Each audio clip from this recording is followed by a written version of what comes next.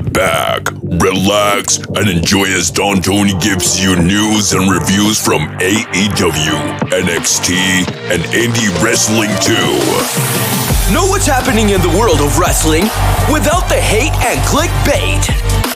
It's Wednesday night, Dynamite. And now, your host, Don Tony.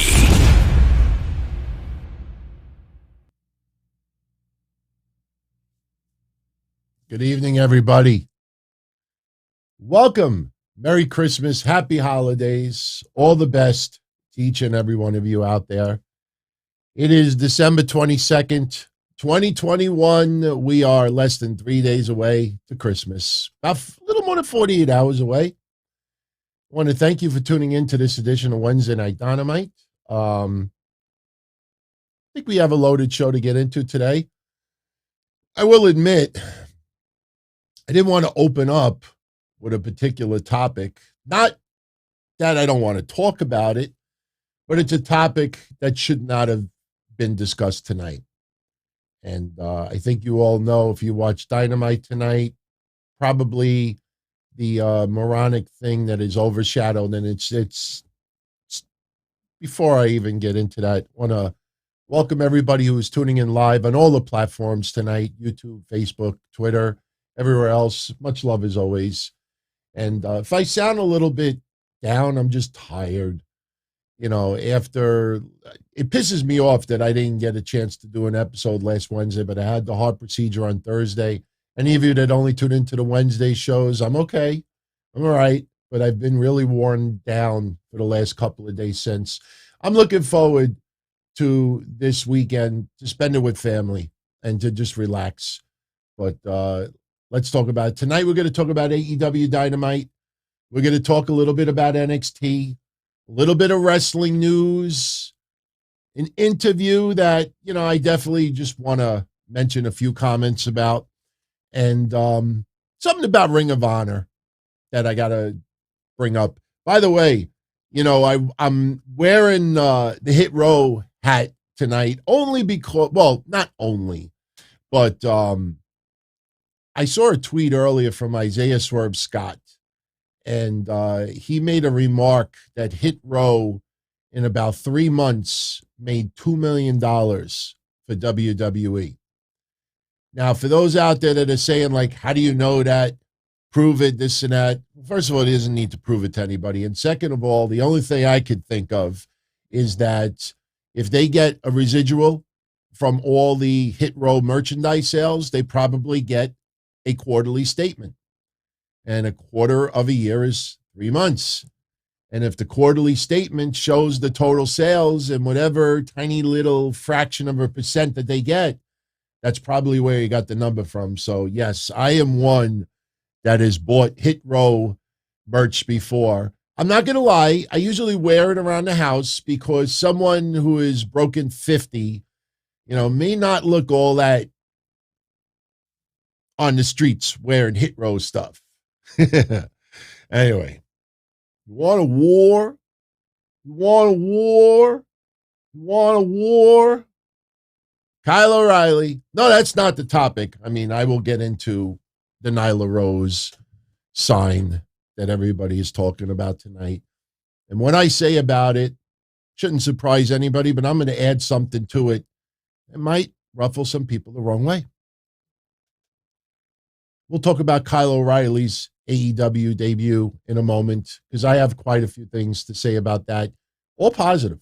All positive. Anybody that's been following my show for a couple of years knows my appreciation for the Undisputed Era. And while everybody else, well, not everybody else, but a lot of the, two-faced out there who have been making fun of Kyle O'Reilly, you know, even in the Undisputed Era, calling him beneath the Marty Jannetty of the team. Now, all of a sudden, epic, unbelievable, amazing. Hang tight. I will give you all my thoughts on Kyle O'Reilly in a moment. Yes, he did sign with AEW, Benjamin, and I want to welcome all of you. But listen, I want to open up with James Tutton's very generous $50 super chat. Merry Christmas, DT. I was going to send this to you anyway, But now I would like to ask your thoughts on that horrible Nyla Rose sign that was written ringside during Dynamite. Thank you for always being straight up and not some gimmick gushing goof. I like that phrase, gimmick gushing goof, triple G's. Yeah, there's a lot of triple G's out there. But look, I'm going to keep this straight and to the point. There is a YouTube video out there that I did a couple of years ago talking about Val Venus's comments towards Nyla Rose. I am a supporter of Nyla Rose. Yes, she sometimes doesn't have the greatest matches, but I've always showed respect to anybody who's trans. You know, that I respect that. You know, just because I'm a heterosexual male doesn't mean that I can't respect that and appreciate. And I can only imagine the battle and the torment and the abuse and the harassment and the mocking and the bullying that comes with it. You know, I'm not trying to put down Nyla Rose right now. Oh, and the haters are like, oh, please do DT. We want ammo. But Nyla is a big girl. Nyla's big.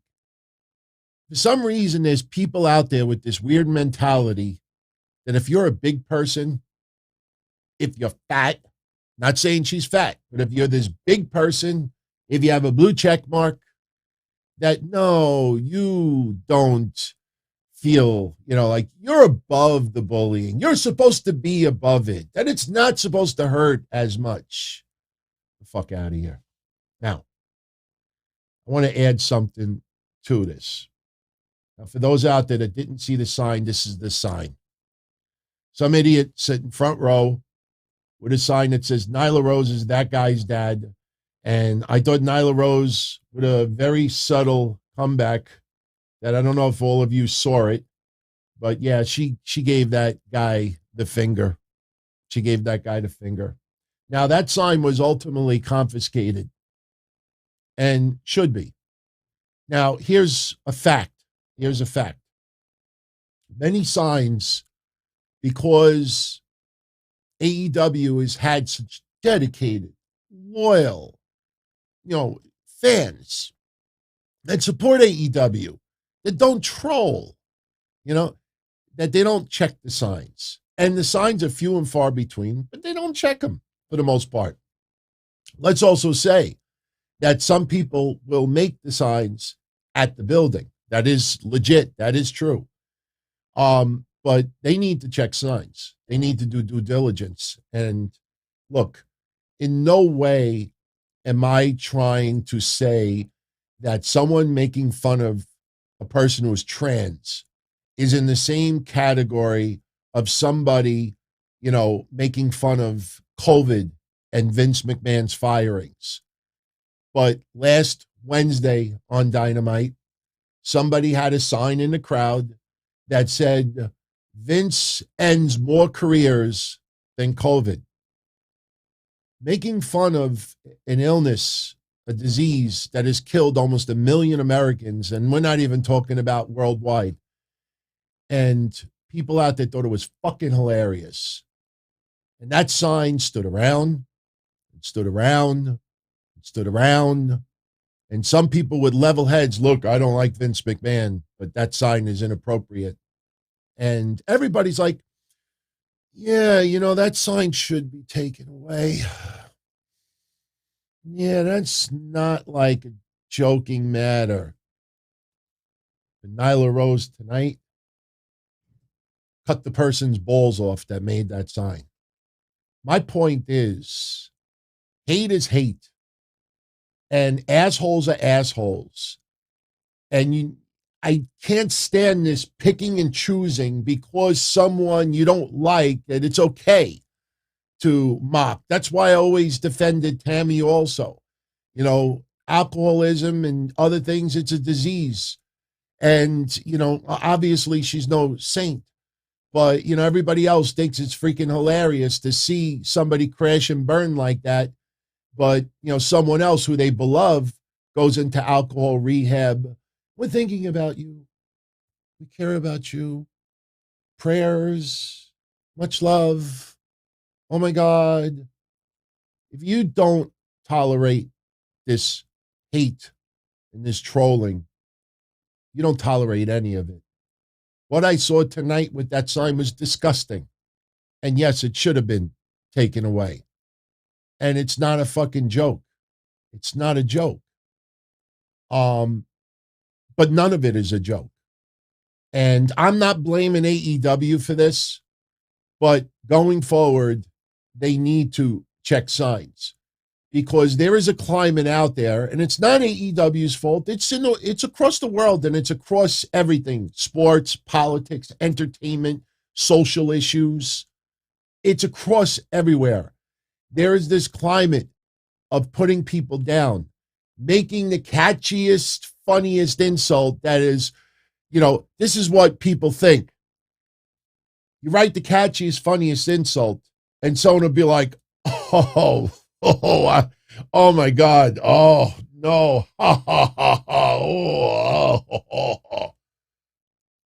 No, you don't tolerate any of it. I didn't see anybody rushing to pull the sign last week, and it's going to happen again, and it's going to get worse because some people think, oh, there's enough people that'll laugh at it. I'm not going against this. I'm not going against that. It's just a joke. It's not thin skin, Twix. I know you always want attention, my friend, and I say that in a loving way, but it's not thin skin. It's inexcusable, especially with what's going on in this world and so many people having problems and abuse and racism and, just bias. It's never acceptable. So I'm just giving you my opinion. You may not agree with it, but few of you out there wanted my thoughts. I'm not going to lie to you. When I saw the sign, I said to myself, do I even want to bring this up? Because it's almost like, a certain asshole wrestler that put up a video on YouTube, really like putting down somebody's wife. And I'm not trying to put attention on it. Do not click it. I'll tell you what it is, but don't click on the video. That Devin Nicholson, that whack job. The person 12 years ago I said was a whack job when no one else realized it was a whack job. Because Miz gets ambushed in an airport from TMZ. Hey, what do you think of this video? And they show him the Blood Hunter video. Miz is like, that's terrible. That's disgusting. He should be banned from wrestling. So what does he do? He calls Maryse a rat. And Mish and I, yesterday on Patreon, we just had this conversation that you don't give a platform for these assholes, these whack jobs, these trolls looking for attention. Because I guarantee you, that guy that put that sign up today was looking for attention. He's sitting fucking ringside. He thought all day long, oh, this is an awesome sign. Oh, that's that guy's dude. Ha, ha, ha, ha. Now you know what'll happen. Somebody will recognize him. They will out him on social media. And then he'll make this statement, look, everybody, I didn't mean it in hate. It was just a joke, but I realize now the errant of my ways, and I am so sincerely sorry for Nyla and everybody else whom I've offended. No, you're upset because you got caught. We can't give these assholes a platform. Owen Hart. They're doing a tournament. Martha Hart allowed some footage to be shown. They got some footage from New Japan. And right away, people are bringing up all the money that Martha Hart got back in the late 90s when he passed. And people immediately retweet. You know why? Because it is just as disturbing. Not these assholes, just these assholes that make these stupid comments and tweets and signs and videos, but everybody out there like a drug, like fucking heroin, that they have to make it public so they could give their opinions on it, so they could come off looking like you are stand-up, you are moral. Now, it's different here, obviously. We're doing a show. You ask me, you dictate the show, you tell me what you want talked about, and I talk about it. But if it was up to me, all of these jerk-offs, they should just all rot and don't give them attention because this is exactly what they want. All right. So let's move on. Obviously, the big news today coming out of AEW Dynamite, other than the fact that it was a fun show, and AEW is closing out 2021 with some very solid programming. I really enjoyed tonight's Dynamite very much. Now, not every bit of the show was all that spectacular. You know, I honestly expected a little bit of this storyline with Julie Hart to progress a little bit. Remember what I said last week on one of the other shows? I want to see Julie Hart join up with Malachi Black. Julie, what are you doing? What are you doing? I want to see Julie Hart end up with Malachi Black. I want Malachi Black to form a little dark stable. Yes, and I know AEW has too many stables already, but here's a case where it is warranted. The House of Black, come on. It's handed right there. So, but basically what we got today was Griff Garrison, I don't want to say getting squashed, but losing convincingly to Malachi Black, and then Brian Pillman Jr. getting kicked Black Mass in the head as well. No Julie Hart advancement in the storyline. But Kyle O'Reilly is obviously the news of tonight. Yes, he is signed with AEW. I'll tell you the truth. I'm really curious to know. I'm going to try to find out. I'm curious to know how many years is his contract. Because here's my thoughts on the Kyle O'Reilly signing. You know, I showed you all only because I have some autographs that, you know, down the line, and we're going to be giving away a little bit here, a little bit there. We have a show from earlier this week. We're giving away a couple of cool things. Tomorrow, I'm going to put something up for our channel members.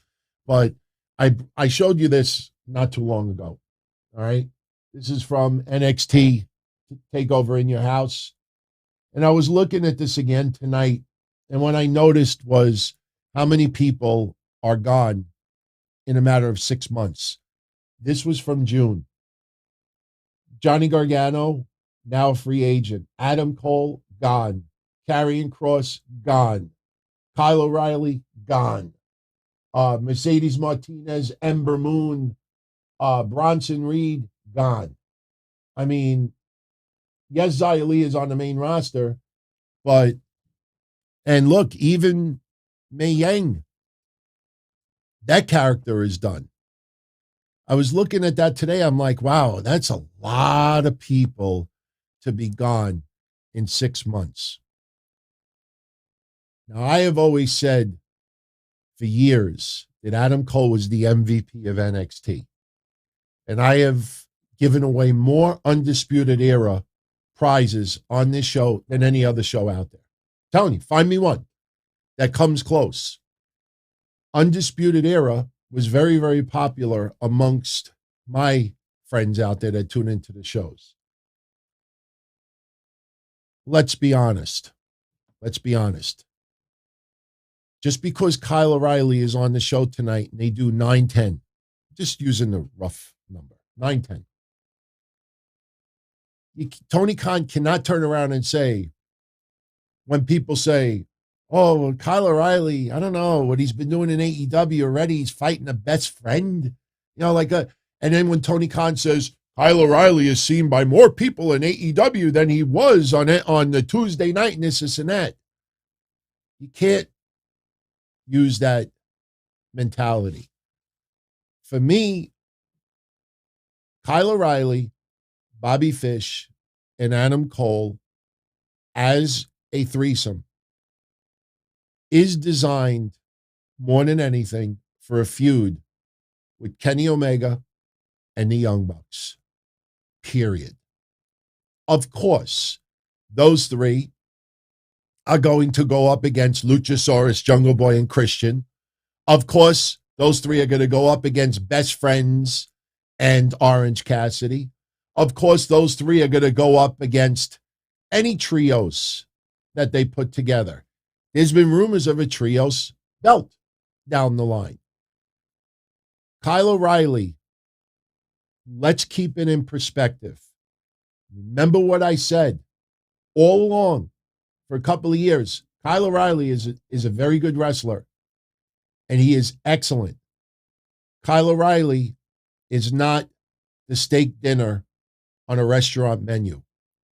Kyle O'Reilly is the lobster tail that comes with the steak dinner. Kyle O'Reilly is I don't want to diminish him as a side dish, but Kyle O'Reilly in a group with Adam Cole and Bobby Fish, it is perfect. It's not brain surgery. I think we all realize this. But outside of that, what is Kyle O'Reilly's actual worth? What is he going to do? He's going to wrestle on Dark a bunch of matches so they can pad his stats, because that's what they do. Dark and Elevation. Did anybody see the Dark preview from yesterday? Or if it was Monday, I don't remember which day it was, but I think it was from yesterday. And they had like the banner of all 9 matches. Every match was a squash. Now, that's nothing new, but people are starting to figure it out. That Dark and Elevation is not about building the stars of tomorrow. It's padding numbers. This way, when someone is 18-2, then you realize, wait a minute, they only had 2 matches on Dynamite. Where's the other 16 wins from? Oh, that was against Jose Cuervos, number 3, on Dark. That was against Joe Blow Jr. on Dark. Oh, and Sean Dean on Rampage. That's what it's designed for. So Kyle O'Reilly will be on Dark. He will be on Elevation. He will get main event matches. Kyle O'Reilly is best utilized with a group. So I am 100% fine with Kyle O'Reilly going to AEW. Kyle O'Reilly's worth is with a group. When they tried NXT, and let me also make another point that a lot of other places are not going to do. Not going to do. I don't need to look at research. I'm looking at you. I'm not looking at notes. You look at the AEW roster, and you could figure it out. They're going to fight 3 members of the Dark Order. They're going to fight best friends in Wheeler, Utah. They're going to fight best friends in Orange Cassidy. They're going to fight Luchasaurus, Jungle Boy, and Christian. It was only a year or 2 ago that they were fighting Pete Dunne, Matt Riddle, Johnny Gargano, Tommaso Ciampa, Oney Lorcan, and Danny Burch. And I could go on and on and on and on and on. So before anyone out there tries to fucking feed me that, oh, the matches they could have in AEW, oh my God. Just because he's part of a show that draws more viewers than NXT doesn't mean that Kyle O'Reilly is going to be used better in NXT. The $1 million storyline that everybody wants to see is Kenny Omega and the Young Bucks versus Adam Cole, Bobby Fish, and Kyle O'Reilly. Outside of that, I don't know where the money is. Outside of that, I don't know where the money is. And let's also be honest. And here's my final point about this. Remember, for everybody out there that insists that WWE, took NXT away from Triple H. Everybody, Triple H, they're treating him like a clown. Triple H, he should go start his own promotion. Can you imagine if Triple H aligned with Tony Khan? It would put Vince out of business. Triple H, Triple H, Triple H, Triple H, Triple H. Well, guess what? Kyle O'Reilly's best work in his career was under Triple H and the Black and Gold NXT. There is, other than the Young Bucks and Kenny Omega, no one is going to tell me that Kyle O'Reilly in AEW is going to be 1,000,000 times better than he was in NXT. If the Undisputed Era against Riddle and Dunn and the Viking Raiders and Gargano and Ciampa, DIY, and you go down the line, and yet they only drew 600,000 viewers. And Triple H was at the helm. So the loudest people online, if you were so fucking loud about these guys, then how come you didn't support them when they were in NXT? Why? Because Vince McMahon signs the check? So don't give me, this shit, this unbelievable. I'm crying, I'm in tears, I'm in this, I'm in that. Those are the same people that said that about Christian when he made his AEW debut. What the fuck has Christian done in AEW really for the last 6 months? Seriously, what has he done? What has he done? He's done more for Impact Wrestling than he did for AEW. Look, everybody, goosebumps. I'm crying. I'm in tears. I loved Christian getting the opportunity in AEW. But stop making everything epic, unbelievable, amazing, the best thing ever. Tony Khan, please, you can have the loins. You can take everything. Take it all. Just keep giving me surprises. Kyle O'Reilly is a great compliment for AEW. And let's leave it at that. So let's run through tonight's matches, because obviously my shows are a little bit different than a lot of other people's shows out there. We're not going to go through every little nook and every little detail. We're going to just do an overview. Most of you out there saw Dynamite, and I'm just going to give you my overall thoughts. If you haven't seen Dynamite, after I give you the rundown, it might convince you to watch it, or maybe you'll be like, I'm not interested. Now, I go out of place too. I talk about the most important things at hand right off the bat. And where the fuck? Oh, I didn't bring my notes in here. I'm going to do my timestamps. I'll do them later. It's all right. Hangman Page and Bryan Danielson are going to have a rematch in 2 weeks. That will be AEW's first TBS show. We will also have the TBS Women's Champion crowned on that night as well. Now, I'm going to give you my honest, straight-up thoughts on Hangman Page versus Bryan Danielson 2. It blew me away last week at so many people who did not think there was going to be a time limit draw. I know I posted a video well before Dynamite aired and said, don't be surprised, everyone, if there's a time limit draw.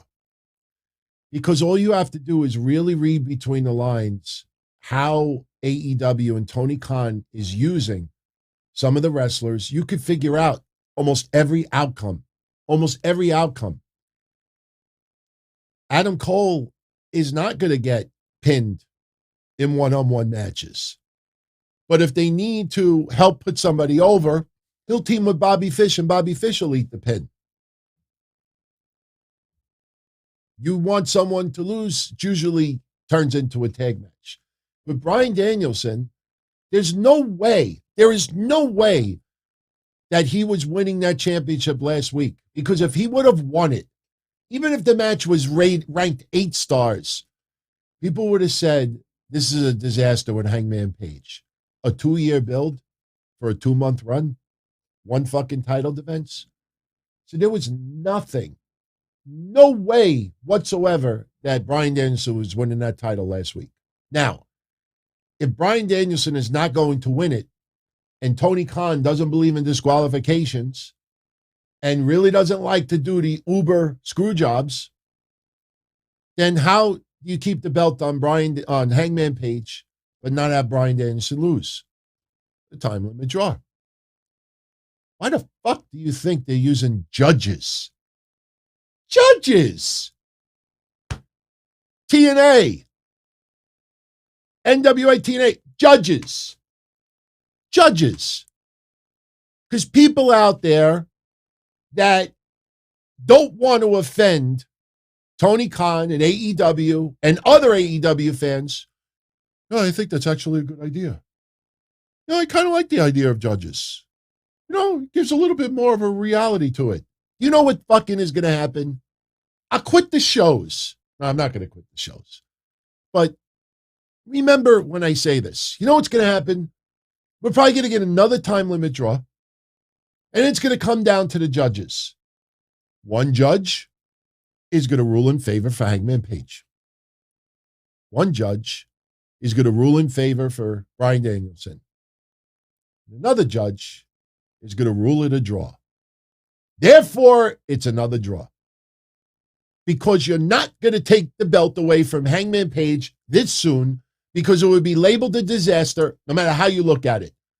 The 2-year storyline culminated with Hangman Page winning the championship. You going to take it away this fast? Bryan Danielson losing his first match. Bryan Danielson sooner or later is going to have to lose a match unless Kenny Omega is ready to return. But that's what this is. It's not brain surgery. You could figure out almost all of this.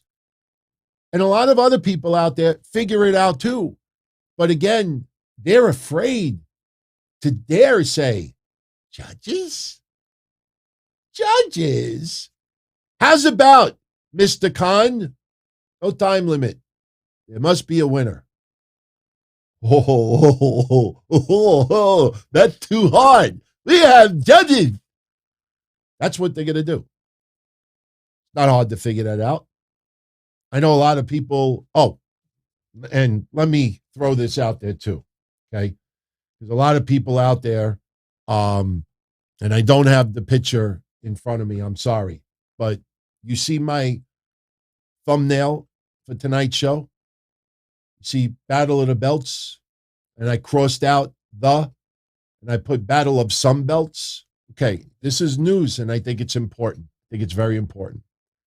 I saw a lot of people tonight saying, why didn't they have Bryan Danielson and Hangman Page on Battle of the Belts? My God, you're doing a TNT special, Battle of the Belts. That's the most important belt of them all. Why aren't you doing Hangman Page and Bryan Danielson, Battle of the Belts?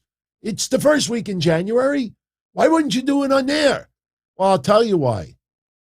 Because a lot of people don't know this. The Battle of the Belts is only going to be a 1-hour show. If you're going to do another 1-hour time limit draw, now remember, you can't do a 1-hour time limit draw in a 1-hour show because you have introductions. And then when the bell rings, then the judges, they have to have the dramatics for the next 3-4 minutes. One for Hangman Page, one for Bryan Danielson, one undecided. So the 1-hour match is actually a 1-hour and 15-minute match when you add all the other antics. You cannot have a 1-hour time limit draw match on only a 1-hour show. So Battle of the Belts is not even going to feature the heavyweight championship. Watch. And I'll be honest with you. I'm very, very surprised that they only negotiated a 1-hour show. Because TNT's doing, what, 4 specials a year? And you mean to tell me you only negotiate 1 hour? I don't know, man. Because the only match that's announced so far for Battle of the Belts is Riho taking on Britt Baker for the Women's Championship. That match is probably going to go about 10 minutes because Tony Khan doesn't believe in short title defenses as far as match length. So that's going to be with commercials and intros, about 15, 20 minutes. That's going to be almost a third of the show. So I don't care who the judges are. If Bischoff could be the judge, my favorite wrestlers of all time could be the judge. I do not like a judge. I don't like 3 judges. The only judge that I like is Mike Judge. And to me, I think it's a stupid idea because you could see right through this that it's going to go to the judges. Maybe Kenny Omega will be one of the judges. Don't be surprised. Don't be surprised. Just make it what everybody wanted. No time limit. There must be a winner. No, we can't do that. Then that means somebody has to lose. We don't want Bryan Danielson to lose yet. That's what this is about. The match will be awesome. It will not take away from the match. Oh, please, dear God, I just realized something. Please, dear God. I don't know if anybody in AEW tunes into these shows. You know, no one will ever confront me with a lot of the things that we talk about because, you know, we're prepared with comebacks. But I don't like doing gotchas, so I'm not here to hurt anybody. But God, please, if you're going to do this in 2 weeks, please announce that at least the first half hour, the first hour is going to be commercial free. Please do not give us 4 fucking commercial breaks and then it goes to the judges afterwards. That is just going to be almost 90 minutes of a train wreck. It's going to take away so much from that match. And obviously, because the first match was so awesome, they have to deliver or even try to top it. And those commercial breaks are killer, man. I'll be honest with you. If they do no commercial interruptions or the first 30 minutes commercial free, or better yet, if it goes an hour, the last 30 minutes commercial free. Now, look, this is a tough situation. Let's go one step ahead right now. Tony Khan is real, and I'm defending the guy. He's in a little bit of a bind because if he announces beforehand the first hour is commercial free, people are going to be like, ha! That means the match is going to run an hour. So you almost can't announce it beforehand. Because if you announce it beforehand, people will be like, well, why is it going commercial free for an hour? What if the match only goes 15 minutes? So I don't know how you could that's why they get paid the millions, everyone. That's why we don't get paid. If it was up to me, if you're going to do half of the first hour commercial free, don't announce it beforehand. Just let the match go and let the match go. And then people will be like, wow, we haven't had a commercial in 30 minutes. Not everything needs to be told in advance. So if we get at least half that match commercial free, then I'm good with the judges. I'm a fair man. I will trade the judges for at least half that match commercial free. I think that's fair. So that's what we have in 2 weeks. Now, we had the confrontation tonight with Hangman Page and Bryan Danielson setting this up, and Hangman Page, basically putting himself down because of not being able to beat Bryan Danielson. But he made a little one-liner that, obviously this was written in advance, but I'm sure he came up with it. He says to Bryan Danielson that you tried to drag me out into the deep waters, but I swam.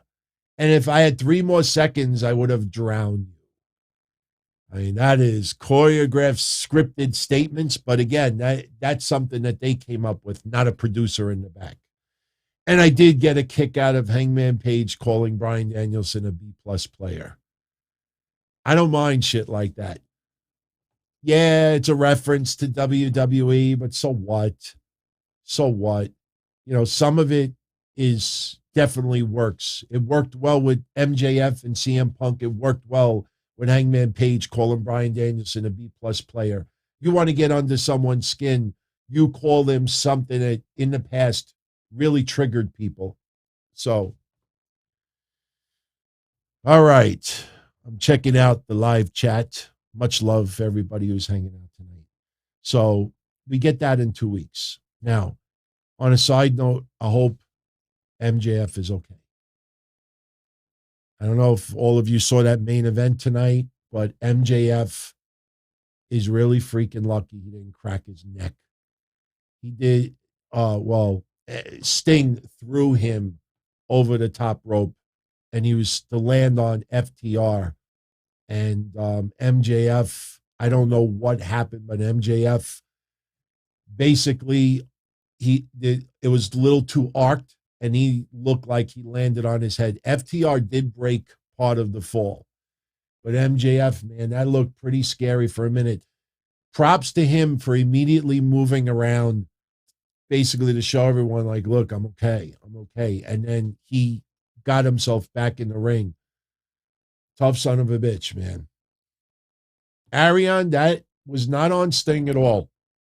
Sting did 0 wrong in that. In fact, I thought Sting was great today. And I didn't take too many pictures from tonight's show. Mostly it was just the Kyle O'Reilly, the Nyla Rose, but I had to take screenshots of this. I thought this was pretty fucking cool. I closed it instead of showing it to you. Here we go. Sting, that's some pretty epic face paint, man. Paying tribute to CM Punk. I know CM Punk has a huge ego for himself, and he should be proud of that. But Sting paying a little tribute to CM Punk tonight, I thought that was pretty fucking awesome. Hey, Neil, have a good night. Merry Christmas, my friend. All the best to you. All the best to you. Much love, much love. CM Punk returns the favor. CM Punk, I don't have pictures of his tights tonight, but he was dressed up pretty much as Sting also. And look, the main event match tonight was a lot of fun. By the way, I don't remember what your actual name is, but I will tell you that those who already reached out to me up to this morning claiming their CM Punk prize, I already mailed them out. I mailed out a bunch today. So they are on their way. In fact, you know what? I want to throw this out there right now as well, in case you're interested. Now, obviously, we're not doing any giveaways tonight as far as the CM Punk trading cards, but you know those AEW CM Punk cards that everybody is trying to get money on eBay. Well, everybody knows that I have a ton of them.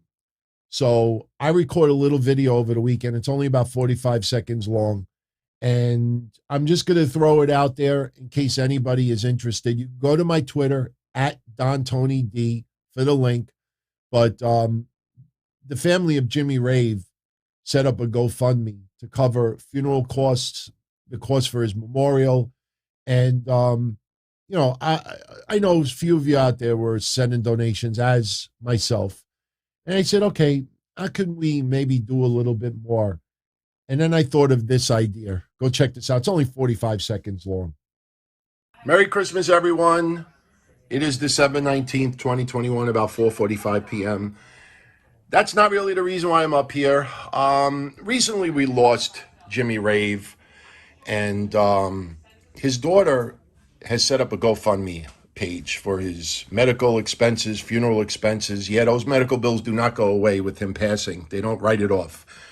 So since I was just made aware of the GoFundMe, there's an old phrase, give a little, get a little. So why don't we do this? And I'm sorry, this is not open for anybody who has already donated.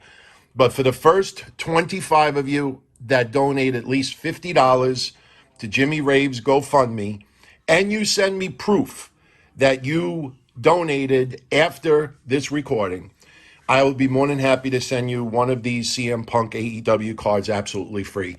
Obviously, Jimmy Rave and CM Punk have a little history together, positive one. So I said, you know, why not? Let's give away some of these cards. So the first 25 of you that donate at least $50 or more from this point forward, and you send me proof, I'll be more than happy to send you a card. If we get all those 25 cards given away quickly, then we will open it up for a few more. So, all right, everybody. I think you got the picture. Somebody said $50 around the holidays is a little steep. Well, I'll answer that a couple of ways. I don't expect everybody to be able to do this, obviously. Some people can. Another idea is these cards right now on eBay are going anywhere from $30 to $50 a card, depending on who has it on hand.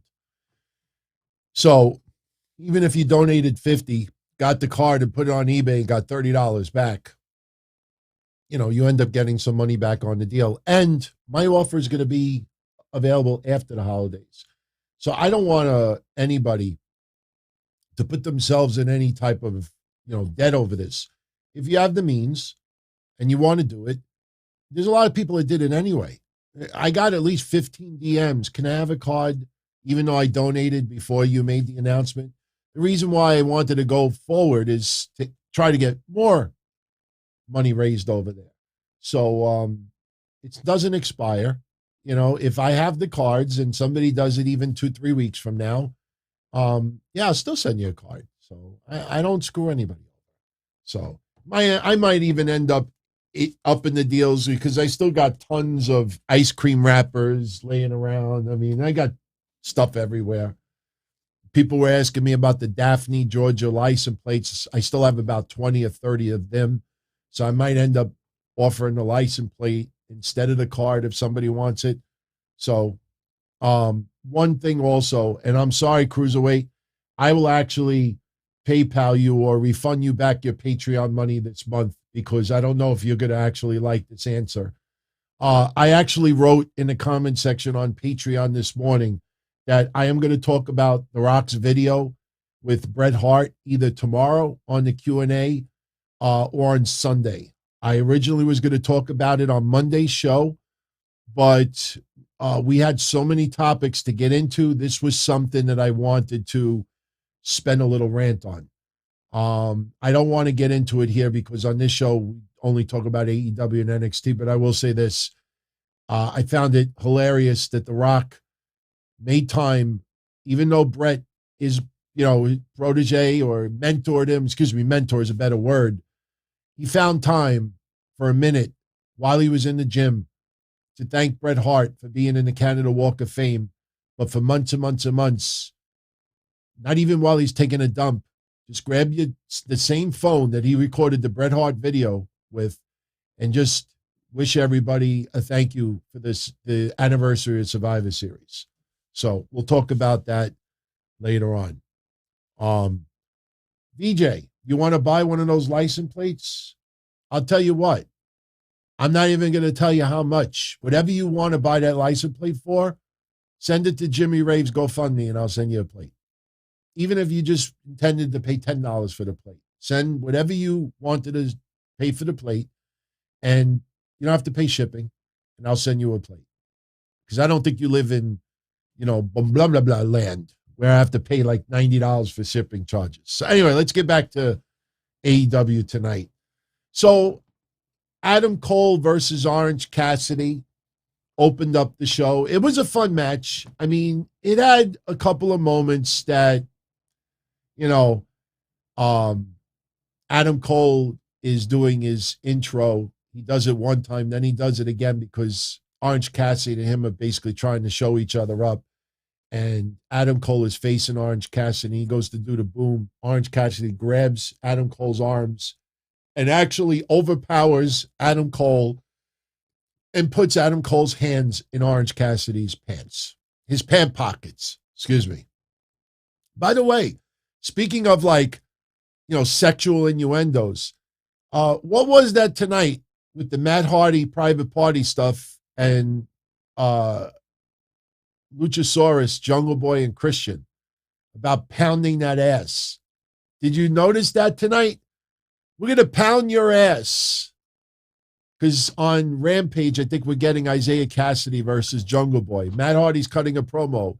On Rampage, we're going to pound your ass. And then Jungle Boy a little bit later, you're going to pound my ass? I don't know. Go back and watch it. It's some people get triggered at stuff like that. I thought it was funny. But this match, excellent wrestling match. There was one point that I know a lot of people thought it was cringe. I didn't think it was that big of a deal, but Orange Cassidy was doing a few headlock takedowns to Adam Cole. And, I guess it could have been interpreted as miscommunication. I don't know why Orange Cassidy would stop and not do a headlock takedown, but there was one point where Orange Cassidy was doing headlock takedowns to Adam Cole, and then Orange Cassidy stopped, and Adam Cole just flipped himself over, and it looked But later on in the match, there was a lot of blocks, a lot of counters, and they really found their groove. Early on in the match, we had Brandon Cutler and the Young Bucks trying to get involved in the match. Orange Cassidy dives on Brandon Cutler, then best friends. And I'm sorry, man, Chuck Taylor is so horrible. I'm sorry for anybody that I offend when I say that. But even when he's chasing the Young Bucks to the back he does the same. It looks like that toy game, that boxing game from the 90s that we were talking about the other day. He's doing this. He just like, he's stiff. He's stiff. He looks like he's, when a body dies and it gets into that stage where it stiffens up, he's like half dead. He's like half dead. So the match was okay. The only moment of the match that I did not like was when Adam Cole put the Panama Sunrise on Orange Cassidy and he kicked out of 2. Now, I know Adam Cole did the lazy pin. He just leaned on Orange Cassidy, put his hands in his own trunks, but still to kick out at the 2 with the Panama Sunrise. And the funny thing is, when Cassidy kicked out, the fans started chanting, "This is awesome." So they didn't want the match to end. Rock'em sock'em. Thank you, VJ. That's what it was. Rock'em sock'em. But ultimately, while the referee was distracted, here is Kyle O'Reilly, and Orange Cassidy is not looking, and Kyle O'Reilly attacks Orange Cassidy with a couple of punches. Some people thought, wow, Kyle O'Reilly's punches suck. I didn't think they sucked. And my answer to those people was, where the fuck have you been for the last couple of years? I mean, has anybody ever watched Kyle O'Reilly? Even when he was teaming up with Bobby Fish or for a little while, doing a little work with Adam Cole when Bobby Fish was injured. That was the reason why Roderick Strong ended up joining the group. But for those out there that don't know too much of the history with the Undisputed Era, let me make this point clear. The Undisputed Era originally was 3 guys. Well, originally it was Bobby Fish and Kyle O'Reilly, and Adam Cole joined the group. And then Bobby Fish got injured. And I think it was to crown, if I get this wrong, please forgive me. I don't have my notes. Forgot them inside. But if I remember correctly, they were crowning the first NXT North American champion. And Adam Cole was in that match. And then because Bobby Fish was injured, I think Adam Cole took Bobby Fish's place in the NXT Tag Team title. It was a 3-way, if I remember correctly. I don't know if it was the Viking Raiders, Pete Dunne, and Roderick Strong. That might have been it. And what ended up happening was Roderick Strong turned on Pete Dunne. Adam Cole and Kyle O'Reilly kept the belts. They got the belts, kept them. And then since Bobby Fish was injured, Roderick Strong was awarded the title. So, yeah, that's what it was. So Roderick Strong, to me, joined the Undisputed Era mainly because Bobby Fish got injured. And once Bobby Fish came back, you had 4. So these 3 guys now reunited is the original members. I'm not comparing them to the NWO, but it's like when Hogan, Hall, and Nash first started. You had a lot of other members that were added later on. But, all right, one fall says that I'm right. My memory is not too shot.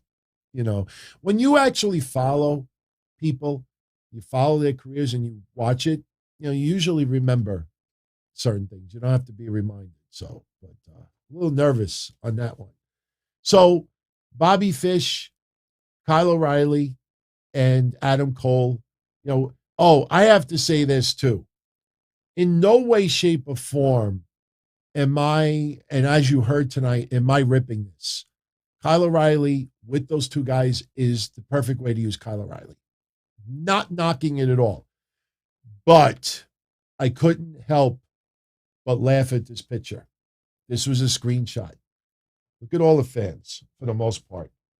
If you did not see Dynamite tonight, and you only looked at that screenshot, you would think that these fans don't seem to give a shit all that much about Kyle O'Reilly and Adam Cole's face-off. So I posted that on my Twitter just for laughs. Like, okay, look at the fans. They don't look all that excited. The guy with the olive green shirt right in the middle with the hint of the tank top underneath, he looks like, I farted. And the blonde chick to his right, that blonde chick is looking at him like, you cocksucker, I smell that fart. You just farted. The little kid underneath them is like, oh, what the hell's that smell? And then the bald guy to the right, he's like, oh, God, this is awful. And then you got the girl with the glasses. She's like, I'll just bang anybody in the ring right now. Oh, I'm sorry if I trigger anybody with some lighthearted humor. And then the guy on the right with the glasses is like, oh. And then the little kids underneath, they're like, hey, I can't see. The girl, look at the guy with the bald head. The little girl's like, could you like move up? I can't see. Could you like bend down? I can't see. The whole, and the guy on the left, he's got like this smug face and he's like, no. So I just thought this picture was funny. But the crowd chanted loud, undisputed, undisputed. It was good, man. It was good. I think some people out there, when I posted that picture, thought that I was going to rip this. Oh, no. No, I liked it. Welcome to AEW, Kyle O'Reilly. I am very curious to see how long his contract is. I'd be surprised if it's more than 2 years. I'd be surprised. Because I think you have to look a little bit ahead. Right now, they'll go through the other trios. We'll have Dark member 5, 10, and 20 lose to them. And then you got Uno, Dos, Tres lose to them. And it, like I said before, but down the line, the money match is Kenny Omega and the Young Bucks. Not Brandon Cutler and the Young Bucks, but Kenny Omega and the Young Bucks. And there'll be dissension. The Young Bucks will go along with it, but not really happy about it. And then this will lead to Kenny Omega. The big question is, who's going to be the babyface? Kenny Omega and the Young Bucks or Adam Cole, Bobby Fish, and Kyle O'Reilly? Something to think about. All right. So Kyle O'Reilly interferes. This leads to Adam Cole hitting the boom for the win. And the Undisputed Era are back together. They beat down the Best Friends and Orange Cassidy at the very end, setting up the match for next week because they are going to have a match next week. Backstage segment with FTR, MJF and Wardlow, Shawn Spears, and MJF. They continue in this slow burn of Wardlow turning babyface, MJF putting him down a little bit. And obviously they're hyping up their match that's going to be later of CM Punk, Darby Allin, and Sting versus FTR and MJF. I don't know if you noticed it, but go back and watch it. Wardlow squashed Shawn Dean. Just squashed him. And if you watch the match closely, Wardlow is doing his power bombs. And he just powerbomb party. And the crowd getting a little bit into it. Shout out to Dennis Slusher II. DT, great show so far, but my hat is dented from where I hit it earlier. Oh, is it dented? Thank you for letting me know, man. I fixed it. Thank you for letting me know. Hit road. Now you know. I fixed it. Thank you. I feel bad that you had the super chat to have me fix it. So, and all right. So we fixed it. I could turn it around. Should I turn it around? Don't super chat that answer. No, you got to show some love for Hit Road tonight. They got the shit end of the stick with WWE, so we got to show some love. Yeah, I kind of make Riddle a little bit too big tonight. I know. So kind of the text got overshadowed, but maybe I could do this as a consolation. There you go. Thank you, Dennis. I fixed it. Go back and watch it. As Wardlow continued the power bombs to Shawn Dean, why was Shawn Spears angry at ringside? If you go look at it, Shawn Spears is telling Wardlow to stop. Then after the match is over, Shawn Spears starts chair bashing Shawn Dean. Anyway, I mean, I know what they're trying to go with this, but it looked kind of stupid. You go back and you watch it. Why would Sean Spears want Wardlow to stop beating the shit out of Sean Dean? Go see it. You'll know what I'm talking about. Dan Lambert cutting a promo in the rafters with Sky and Page. We talked about it a couple of days ago that AEW was trying to use Dan Lambert to get Cody over as a babyface. I'm not saying that any of them listen to our shows, but like minds think alike, and a lot of you said that as well. And Lambert in his promo today he says, Tony Khan told me to do the impossible. He wanted to see if I could get Cody Rhodes cheered. How in the world is that going to happen when Cody is a bigger dick than I am? I liked it. But look, we talked about it last week. I mean, the fact that Dan Lambert got cheered over Cody, it tells you something. I think we talked about it on the sit down. But I don't know if you noticed. We got Guevara taking on Cody for a Christmas Rampage. And by the way, remember the programming note, because Rampage is on Christmas night from 9 to 10 instead of 10 to 11, I am not doing a show Christmas night. I will be up here Sunday as regular schedule, and we will do a combination of the sit-down and the Don Tony show. So Sunday night, 8 o'clock, I'll be here, and we will do a show on Sunday. Something I found interesting, though. Lambert was talking about Cody getting the title shot against Sammy. But Lambert was calling out Sammy Guevara and Cody, not Dustin and Cody. Something to think about there. Because has AEW changed their mind, and do they want to have Guevara and Cody team up to take on America's Top Team? That may actually be the case, because Scorpio Sky, we've talked about his record. He's in the top 5 and he get no title shots. So maybe this is, I don't know. But I like Lambert, man. I have no complaints about Lambert. If you notice, they kind of toned down his rants a little bit, but he still gets an expletive or two thrown in there. Earlier I was talking about Bret Hart for a moment. We're going to talk about it later this week about the Canada Walk of Fame. We had some footage today about Owen Hart. And look, I'm going to say something that might annoy some people, but please don't get mixed up what I'm saying here. I understand why some younger viewers out there feel, I don't agree with it, but I understand why some younger fans that may not have even been alive when Owen passed. I could understand why some viewers out there may think like, this just seems like using Owen's name, just like to get over, or just I understand why some people say that, because Owen passed so many years ago, and a lot of other wrestlers have passed years ago as well. And, this feels almost for some people like this is a fuck you to WWE, because Martha Hart is going to present the trophies to the winners. And, my answer to all of that is I understand why some people feel that way, but understand something, it's been 22 years since Owen Hart passed away. And some people made the point that how come NWA TNA didn't do something to pay tribute to Owen Hart, like a tournament or a cup or anything like that. You got to understand something. I've never had a family member tragically pass like that.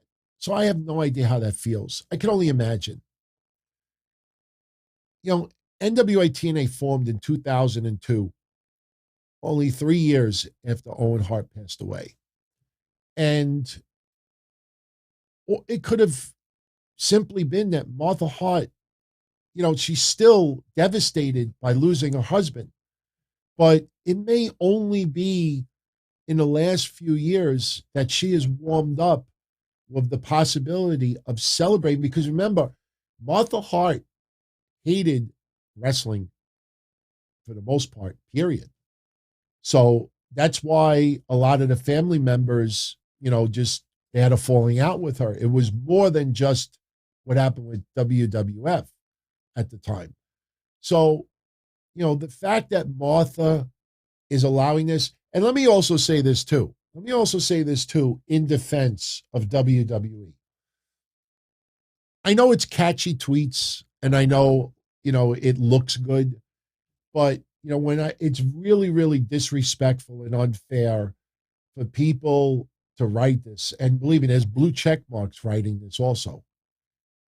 It would be nice if WWE licensed some Owen Hart footage for this tribute. Like.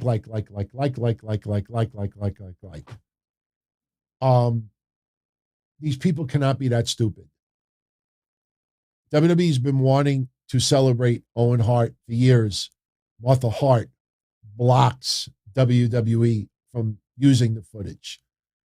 So you mean to tell me Martha Hart, who is totally against WWE, she is the one that makes the decision if WWE allows that footage? And what happens if Martha says, yes, WWE, you can give AEW some footage? Why can't WWE air the footage themselves then?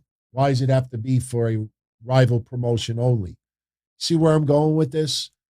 The reason why WWE does not show the footage and they don't give the footage is because Martha Hart will not allow it. That is the truth. But people will not accept that as an answer because then they can't tweet it and then they can't get the likes. Ring of Honor. I'll throw this out there right now. I know it's totally in the middle of this, but it's worth bringing up with this. Ring of Honor.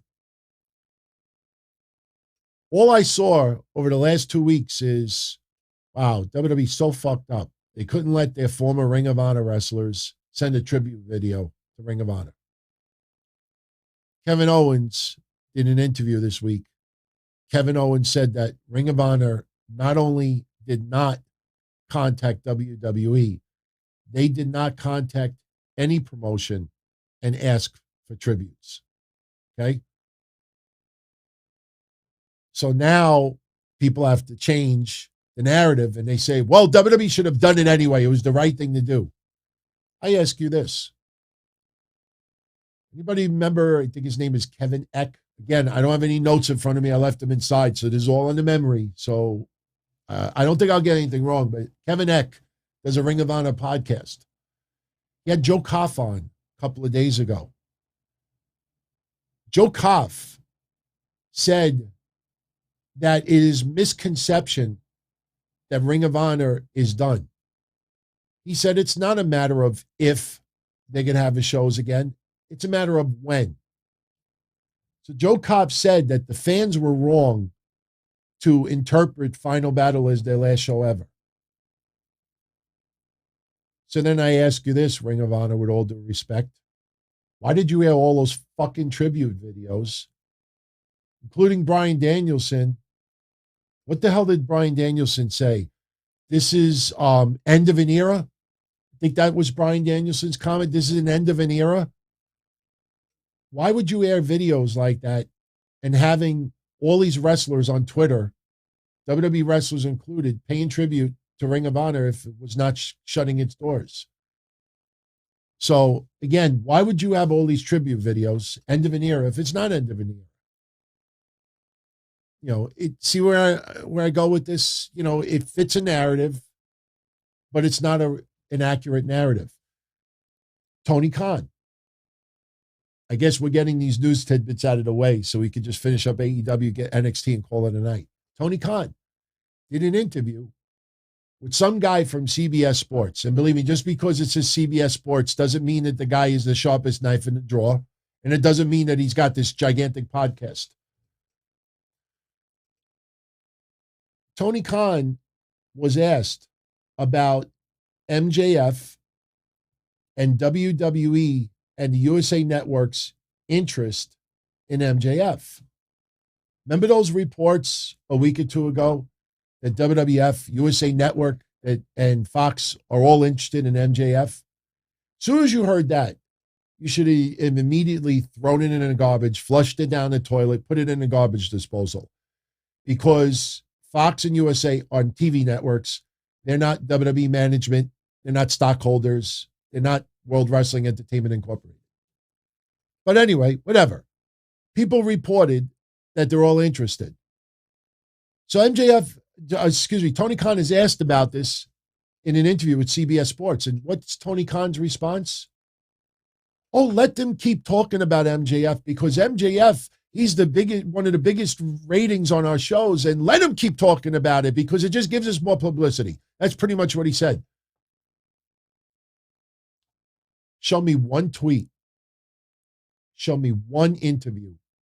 Show me one public comment where WWE, USA Network, and Fox publicly said they were interested in MJF. What Tony Khan said made no sense whatsoever. Let them keep talking about him because it just gives us more publicity. Where are they talking about it? But again, not confronted. Tony, that doesn't make sense. And then Tony Khan talks about CM Punk. He talks about the feud with CM Punk and MJF. And Tony Khan says something that there are people in WWE that we were eyeing for a while. And we landed him and Bryan Danielson and Adam Cole and Ruby Soho. And I'm saying to myself, wait a minute, CM Punk's now been in WWE for 7 years. But the interviewer does not call him out on any of this. Neither does anybody else. So I like that they're paying tribute to Owen Hart. Way overdue. I appreciate that Martha Hart is opening up her heart, no pun intended, to allow wrestling fans to show our love for Owen Hart. Not with our own little wall tributes, not with our created YouTube videos, our tweets, our blogs over the years. No, this is something that is being done through a wrestling company, and the tournament is going to feature multi-generations of wrestlers. And I think it's a fabulous idea. In fact, my early pick to win it all is Brian Pillman Jr., believe it or not. Benjamin, come on. You don't want me to repeat what you just said. It's not like bad. I don't want anybody to be like, what the fuck did he say? What the fuck did he say? A lot of AEW fans know who Owen Hart is. Owen Hart, you don't have to be 50 or 40 and over to understand. There are many people who died tragically way before our adulthood that you hear about later on and you always reminisce. Look at Martin Luther King Jr. I'm not comparing him to Owen, but I'm just making a point. When he died, none of us, for the most part, was born yet. You look at Jackie Robinson and others. There are a lot of people who we, always want to pay tribute to, but we never in our lifetime ever got to experience them or witness them. I'm privileged to be a wrestling fan since 79. So I watched Owen Hart come through the ranks. So the fact that we're getting a little professional tribute, some home movies that we've never seen before, having some wrestlers pay tribute, there is nothing wrong with that whatsoever. Zero. Nothing. I don't care if they bring up Owen Hart's name every week leading up to it. And sure, some people may interpret it that, oh, this is AEW just sticking a knife in WWE's back. Well, guess what? And I'm not going against WWE here, but I'm just stating facts. Somebody fucked up that night, which led to Owen Hart's death. And whether it was, fucked up equipment, or Owen didn't put it on the right way, or WWE shouldn't have had him up there in the first place, it happened on the WWE's watch, and you're responsible. He died on the job. WWE will forever be held accountable for that. So some people may feel that it's, just digging it in WWE. Oh yeah, well, somebody's life was the result of what happened. So that's my feelings on that. So just to wrap up the Dynamite recap, we talked about that awful sign with Nyla Rose earlier. She had a match with Ruby Soho. And I'll be honest with you, I thought this match was not very good. I don't know if I could put this blame all on Nyla Rose. I know that is the easy way out, but Ruby Soho, with all due respect, she has had multiple matches that it just, I don't know. I don't know what it is. One thing I notice about Ruby Soho that she does, and this is not a knock on her, this might actually be a compliment on her, that I think Ruby Soho, one of her talents, some people are going to get angry when I say this, but I think deep down inside, you're like, DT, you're right.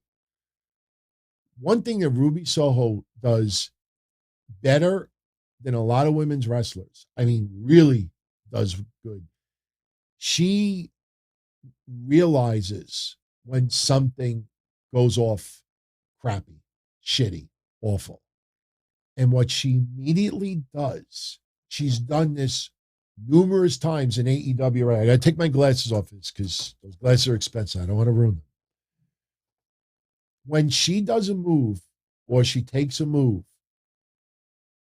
and she could tell that everybody that saw it, it looked like it sucked, what does she do? She immediately acts like she got an injury.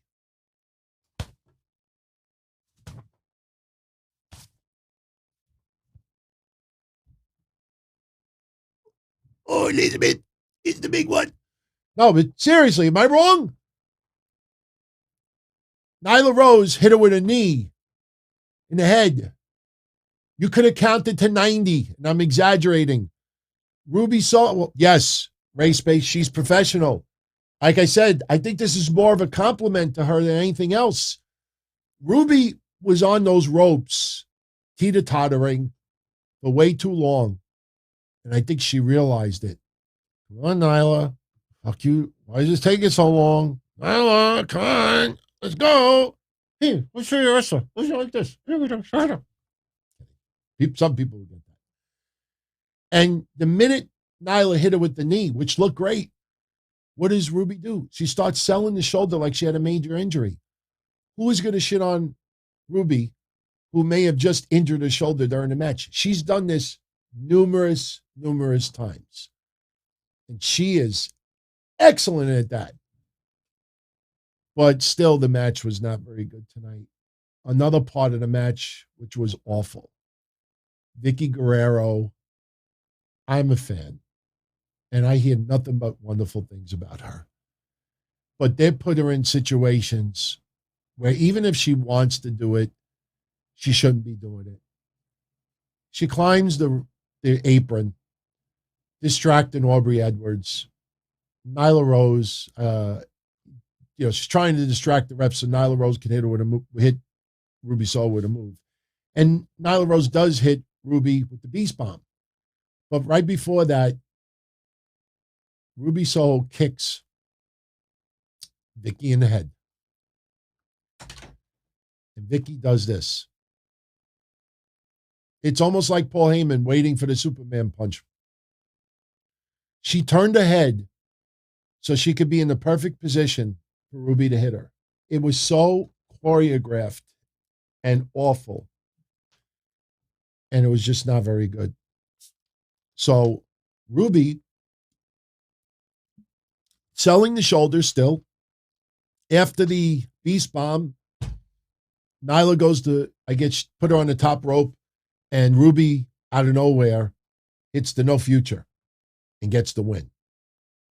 So Ruby Soho goes to the finals, and she will be facing the winner of Thunder Rosa versus Jade Cargill. That match will actually happen next week.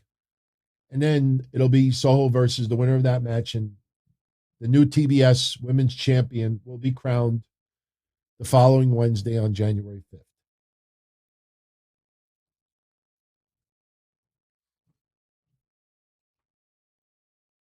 So the main event tonight was CM Punk, Darby Allin, and Sting beating FTR and MJF.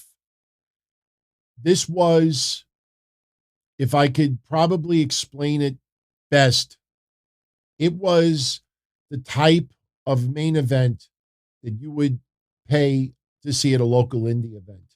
That is not a criticism. This was not a pay-per-view quality match, but it was a match that if wrestlers were coming to your hometown and they advertised the main event as MJF and FTR versus Sting, Darby Allin, and CM Punk, and you went to see it, you went home happy. This was a fun match. We showed you the face paint earlier. You know, Darby doing all his signature dives. You know, CM Punk and Sting are having a ball. We had that scary moment where FTR are outside the ring and Sting throws MJF over the top rope and he lands head first on the floor. That looks scary, really scary. What ends up happening at the very end is MJF is back in the ring. And MJF is extremely woozy because of that fall. Dax Harwood enters the ring, and Dax Harwood throws MJF outside the ring. He took the bullet, as they call it, for MJF. CM Punk hits the go to sleep on Dax. And yeah, it would look a little choreographed instead of Dax going down, because Sting is about 10 feet behind him. After Dax gets hit with the go to sleep, Dax with the, let me just fall backwards for 10 feet so I could put in Sting's finisher. And he gets splashed, and that's it. 1, 2, 3. Yeah, CM Punk, a little bit of Surfer Sting tonight. It was a fun main event, especially with the holidays, man. Look, I have nothing against Christmas-themed episodes. I know WWE will have people go through eggnog, and they'll have presents and do stuff like that. We didn't get that tonight with AEW. But you can also have a fun match. Yeah, CM Punk and MJF actually went at it a little bit in this match, which was fun. It's a teaser of what's to come. But it was a fun match. Everybody goes home happy.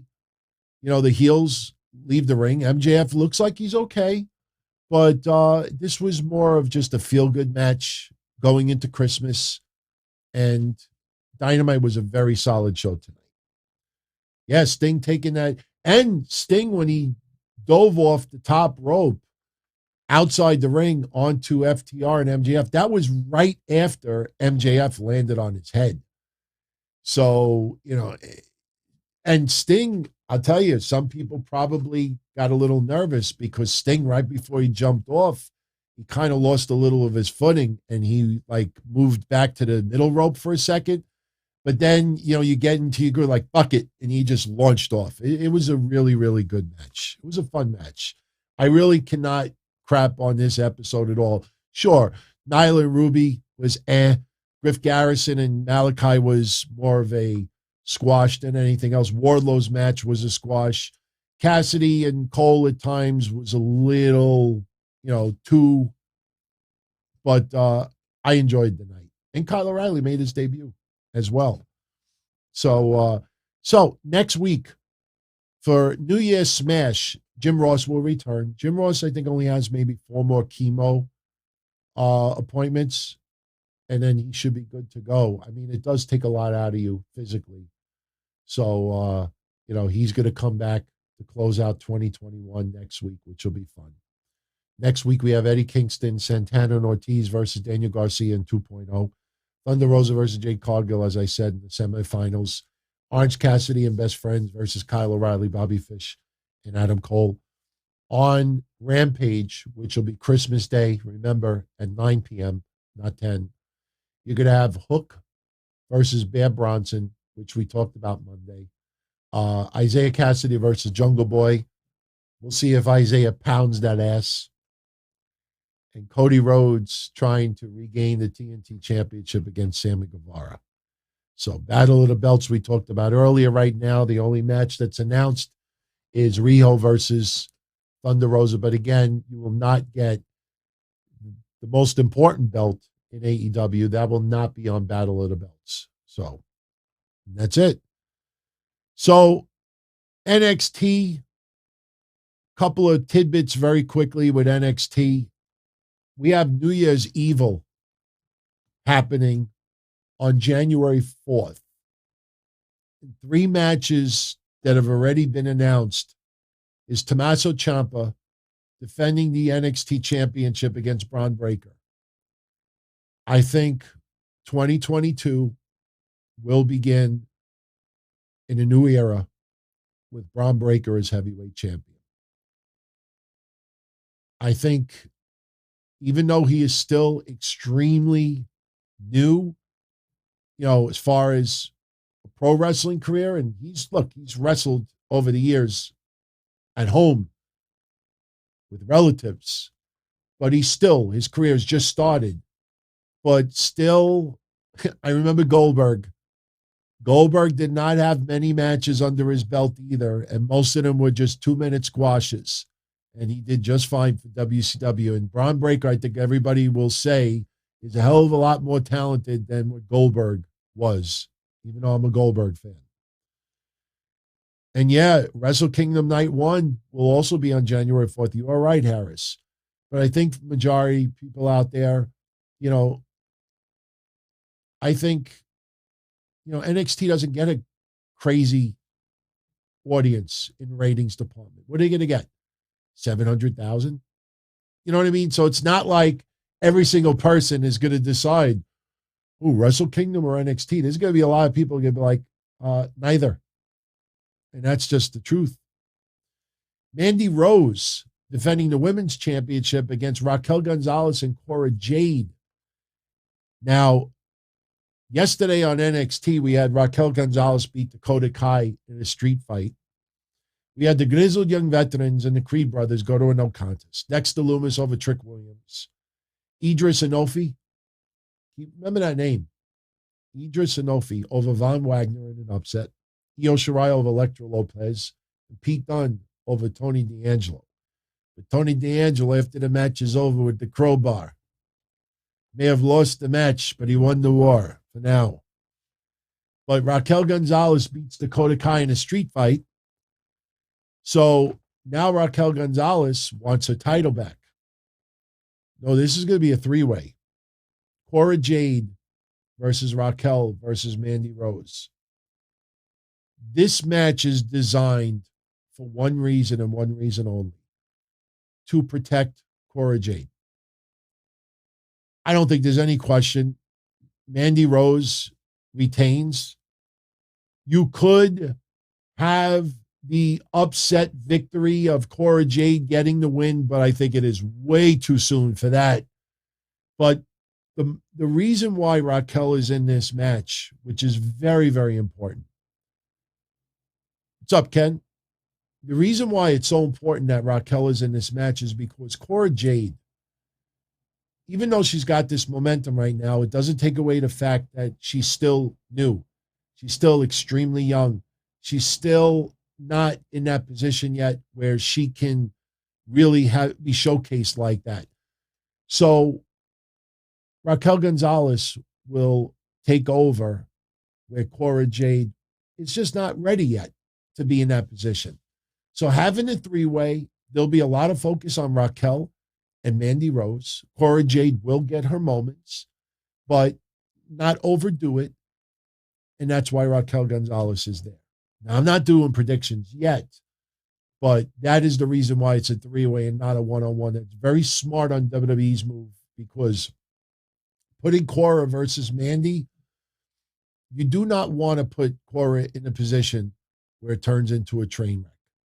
You don't want her to look like a deer in headlights. That's why 3-ways are very important at times. Just like, remember Ronda, Becky, Charlotte?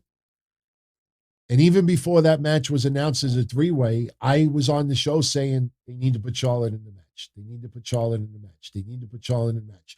As great as Ronda Rousey has been, if, even the best, have their off days. If Ronda has an off day or she's in a deer in headlights and something goes wrong, you need Charlotte there to take the focus away from Ronda Rousey. Raquel Gonzalez taking the focus away from Cora during that match will help Cora tremendously. And then you got Roderick Strong and Carmelo Hayes going at it. Title unification match. You're going to have the Cruiserweight Championship and the NXT North American Championship. They will be unifying. I have no problem with it because, again, NXT is developmental territory. Once again, even though a lot of people refuse to look at it that way, it is developmental. Some of those titles are just not necessary right now. I mean, let's also be honest. Even before Isaiah Swerve Scott dropped this belt, he had it for 3 months with no title defense. So WWE, trimming down the number of championships in NXT is a very smart thing to do. So they're going to have a unification match to unify the titles. So that is what's been announced so far for New Year's Evil.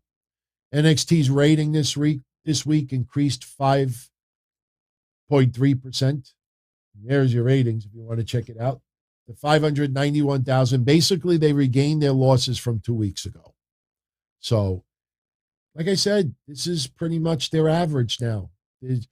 There's no surprises there. And I don't understand why people still refuse to accept that NXT has gone back to its roots of being a developmental territory. That's it. There's no, and AJ Styles appearing, I said it yesterday, and really it's ridiculous for me to say it again, but I will. Anybody that criticized AJ Styles appearing in NXT yesterday is ridiculous. I don't even want to go into goof territory. Anybody that criticized that, they're just looking for reasons to hate on WWE. We have had Adam Cole and others appear on Rampage and Elevation. And you don't hear a peep from those people. AJ Styles makes an appearance on NXT and people are ripping it. We've been saying this forever, that WWE should send somebody. It's called giving the fucking rub. It's called trying to help some of the stars of tomorrow. Guidance, a little rub, a little exposure, a little interaction. People still to this day still fantasized if Edge would have taken on Karrion Kross. We need more of that. Riddle doing segments with MSK, that's to give Riddle a little time off for the holidays because the guy's been performing almost every week and house shows.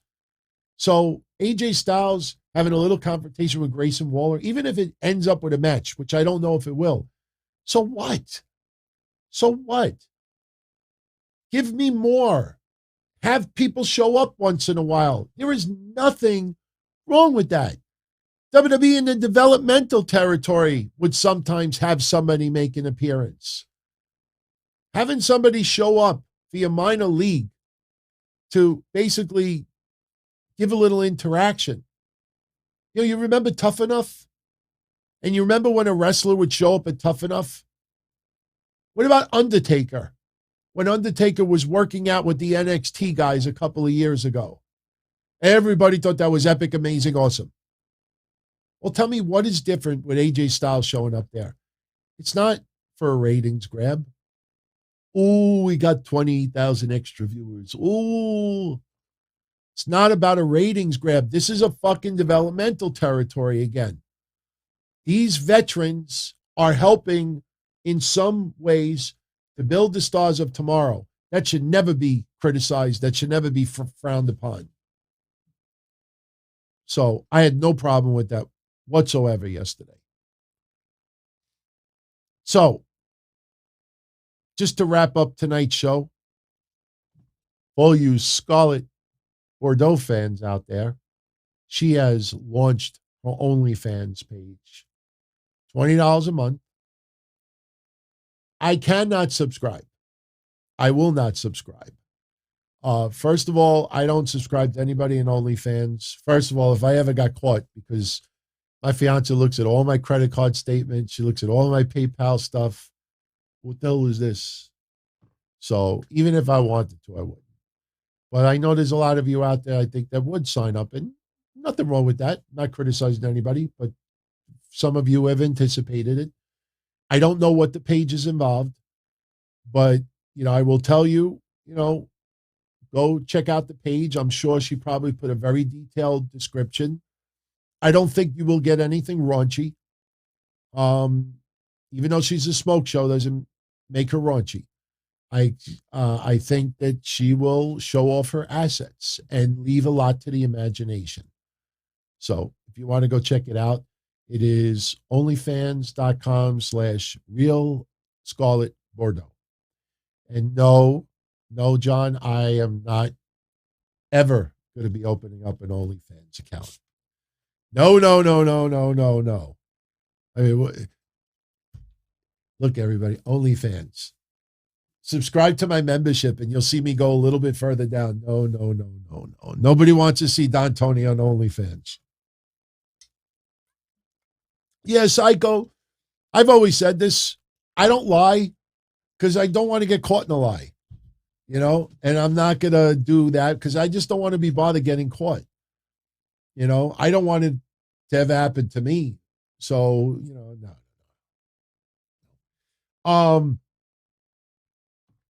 I was thinking about this. Let me know what you all think about it.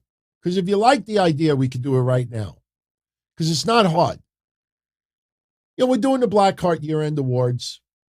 And we've already done Male Wrestler of the Year, Female Wrestler of the Year, Most Memorable Moment. By the way, like I said, I'm going to put in the community section this weekend the categories we've put together so far to give you an opportunity if we should add a nominee or two. Now I was thinking about it. I said, NXT is likely not going to get any awards. Maybe dumbest moment of the year. Maybe some people will feel making NXT 2.0. I'm not saying that it will.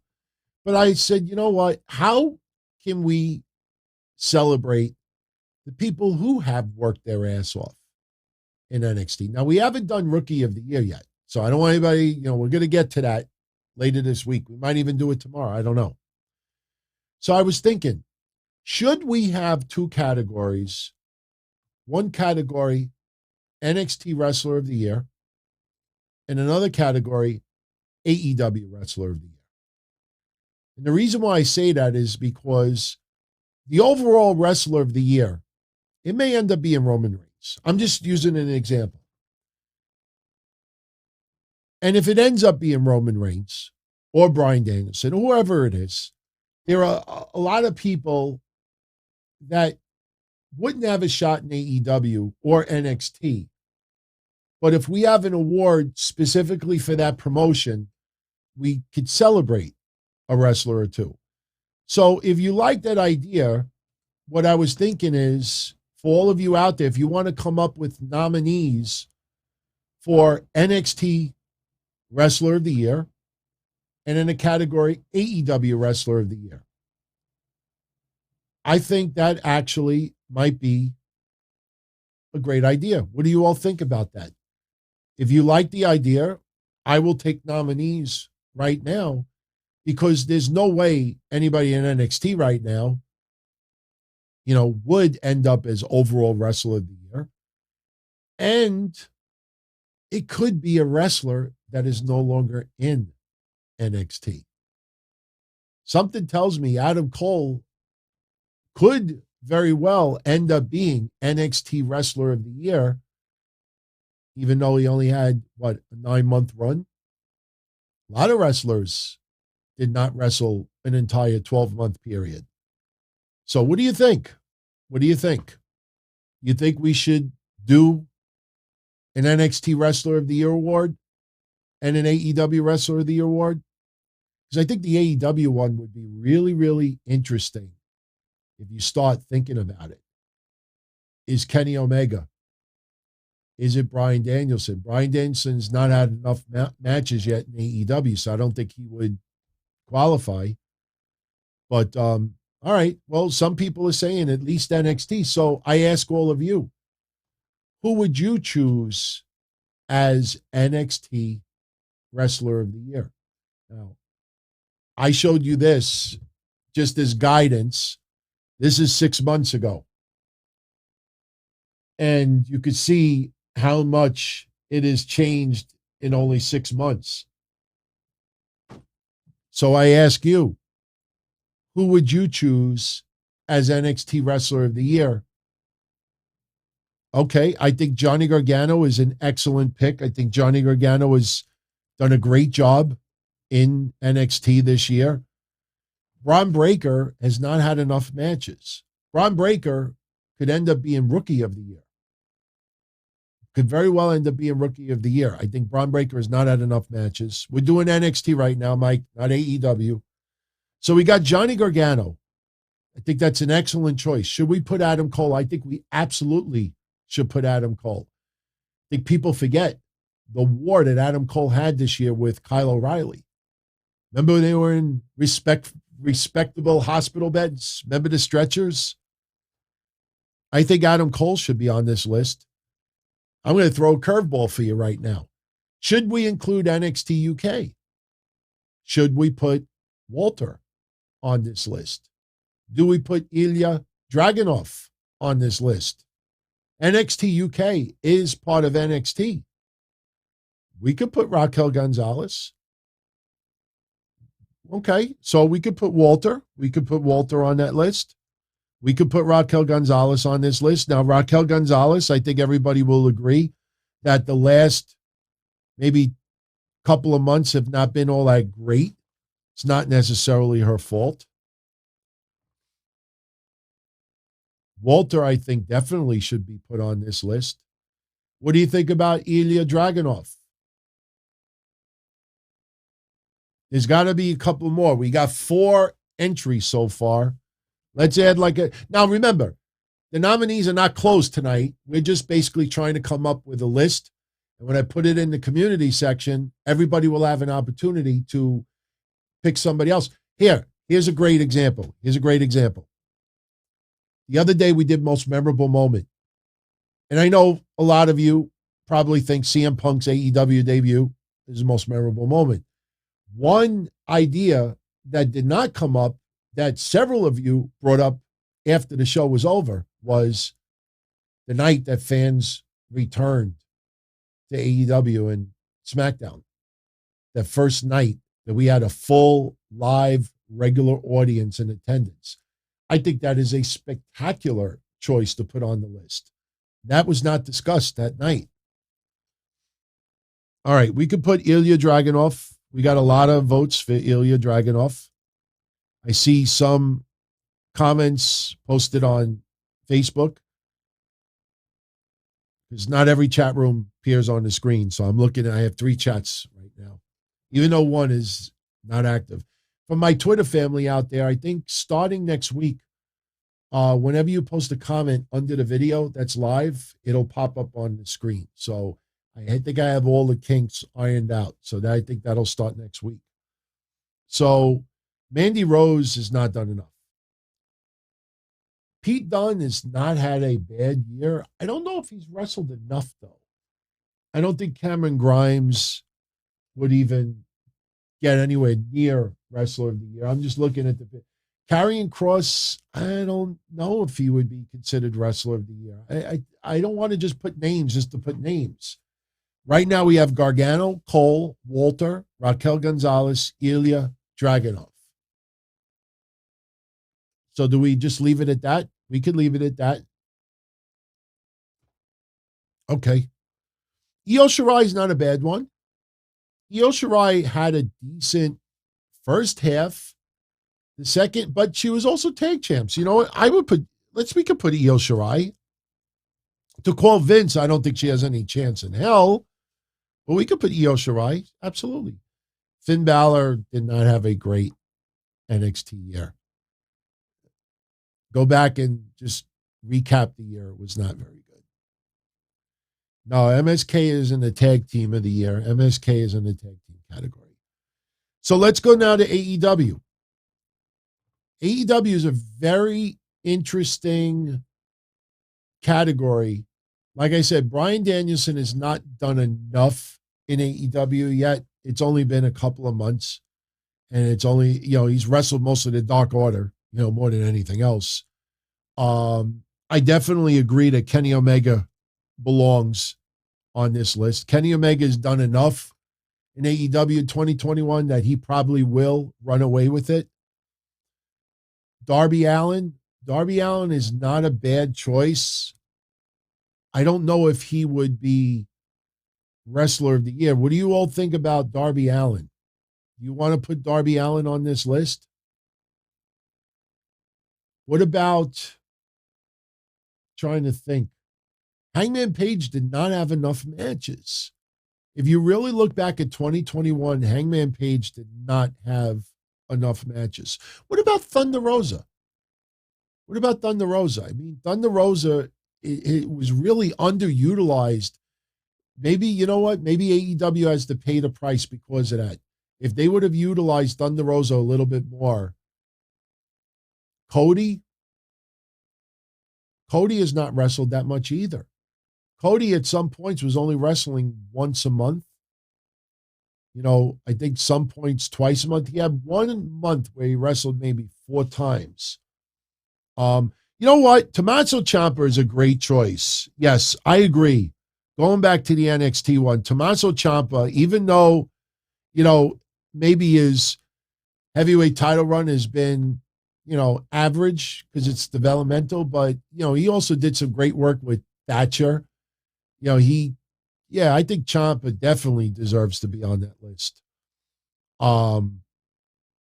Should we put Britt Baker on that list? You know what? Maybe we shouldn't put an AEW category. The more I think about it, the gap is so wide with AEW wrestlers.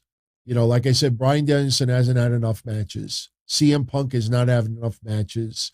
Hangman Page has not had enough matches.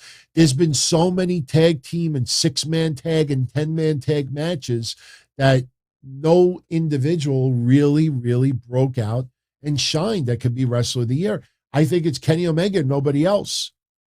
So, I think we will scratch the AEW. We will do just the NXT Wrestler of the Year just to show a little bit of praise and acknowledgement, even though the NXT is obviously a lot of notches below AEW. Look, I'm an NXT fan, but even I will admit it's not even close. NXT is, it's always been like the minor league of everything. So, I'm with you. I mean, we're a little tired of the Young Bucks, but they've dialed it back a little bit now. They've definitely dialed it back.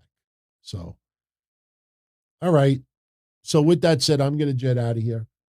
Don't forget that tomorrow night at 10:05, I will be up here for Q&A.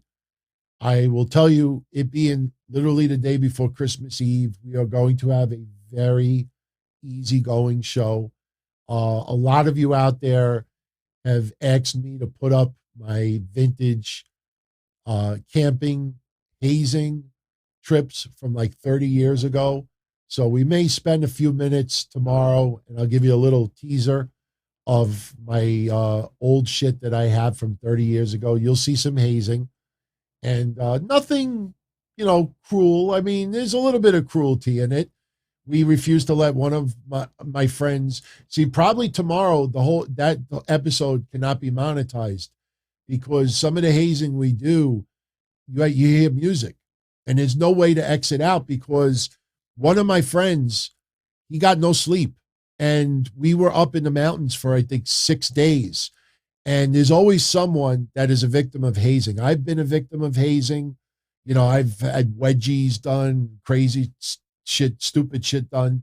Trust me, you don't want to get a wedgie when you have to hike 3 hours back to your car after. But one of my friends, they refused to let him sleep. And he had no sleep for, I think, 2 days. He was so tired, and he's just a white guy. He was so tired that after 2 days, he looked like he was Greek. His lips were like gray. His eyes were so black, because a lot of Greeks, their eyes, they almost look like raccoon eyes. And I'm not saying it like any race. I'm just saying like that's a stereotype with a lot of Greeks. They look like they got raccoon eyes. And we, for 2 days, refused to let him sleep. What we did in the middle of the night, and you'll see me do it as well. You know the cup of soups? The cup of noodles? We ate cup of noodles, and we cut the bottom of the noodle, the cup off, so the bottom was exposed, and then we had little transistor radios. And we took like the cup of noodles. Pretend this is a cup of noodles. I know it's the Rambling Rabbit Jam. Pretend there's a cup of noodles. We took the bottom off, and we put it on the transistor speaker. And every time my friend fell asleep, we put it up to his ear. We stuck cigarettes in his nose. We took leaves and shoved it in his ass, and we would not let him sleep. So I'm a mean one, Mr. Grinch. So we'll probably show a little of that footage tomorrow. So we'll see. We'll see. But we'll have a fun show. It's going to be the day before Christmas Eve. So we might even just be talking about Christmas tomorrow. Whatever way you dictate the show tomorrow, that's what we'll be doing. So, yeah, that's it. That's it. Oh, it was funny. It was funny. My friend got lost. And you'll see my friend come back. He got lost. We were worried. We're like, what are we going to do? At that time, we didn't have the cell phones. They didn't have the GPS like they have it now. My friend got lost in the mountains. And after a day and a half, we were going to hike back and try to get help. And he just showed up. And you'll see it. You'll see the video. I mean, he just shows up out of nowhere. And for a day and a half, he ate nothing. He drank nothing. He slept he made with leaves, like a little shelter, because it went down to 40 degrees at night. It's pretty wild stuff. We blew up batteries up there. We blew up M80s. We found a little storage area that had vintage soda that was 20 years old. So it's actually a much more fun video. You'll see me accidentally. We passed the swamp, and we didn't know how deep it was. So I took this giant, it looked like a tree trunk, this giant tree trunk, and like a javelin. I went, psh, and it flew in the air, and it landed at my friend's feet, and mud flew up everywhere.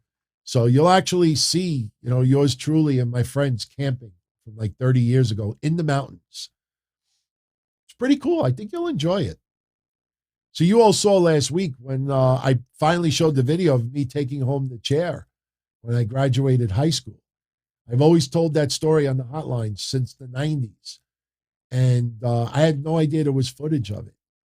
And sure enough, I got the footage and I played it last week. You see me walking out of my high school graduation. I took the chair home as a commemorative chair. So, all right, everybody.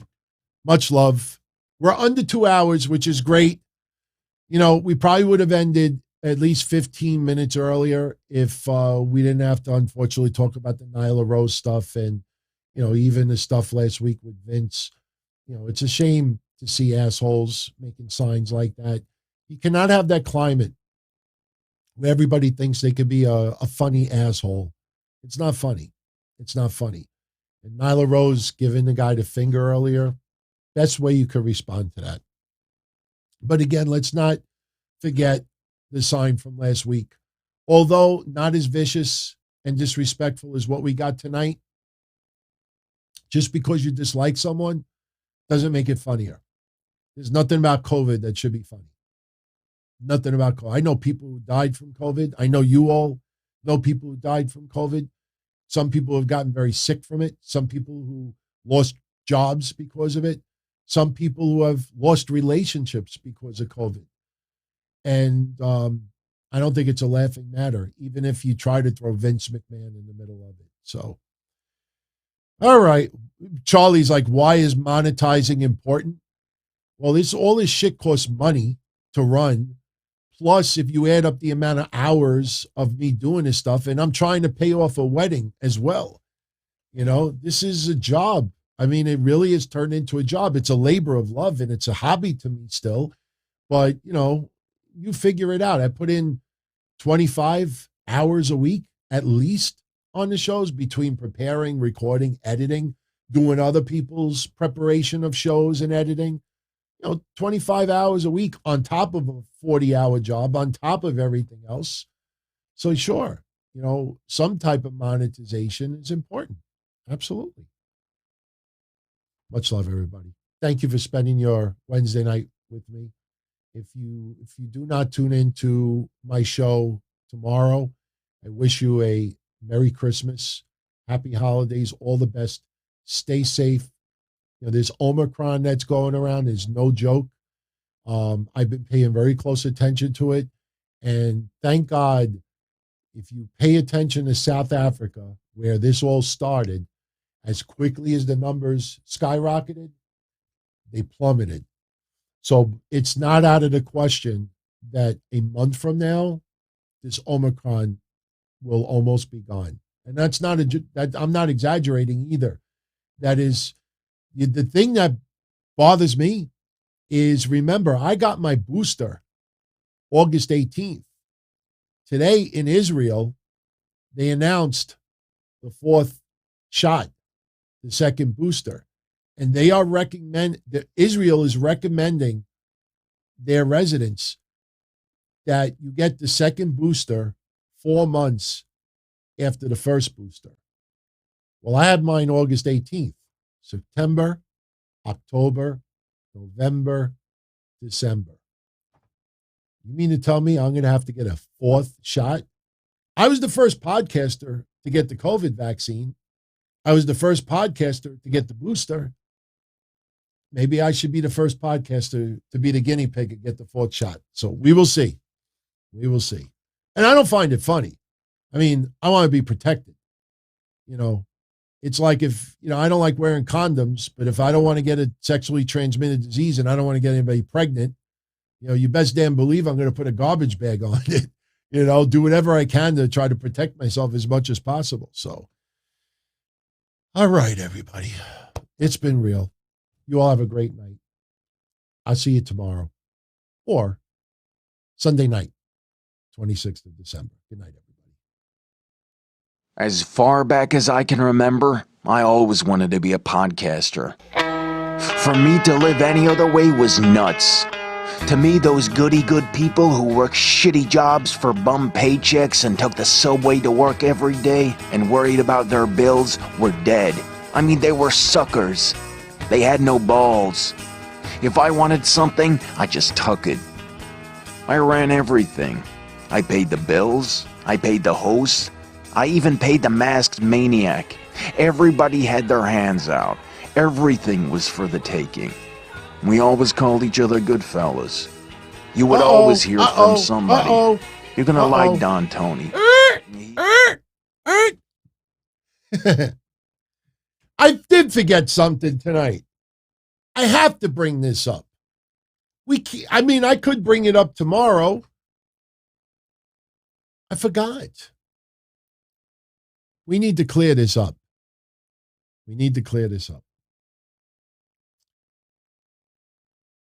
For my audio only friends that do not see this right now, I am showing a screenshot from last night's NXT and a female who is sitting behind a Vic Joseph, and she is sleeping, but somehow perfectly holding a can of beverage. And if she had a child in the blanket, the child would have died from suffocation because it is not ventilated. And you look up a little bit closer, that's what it looks like.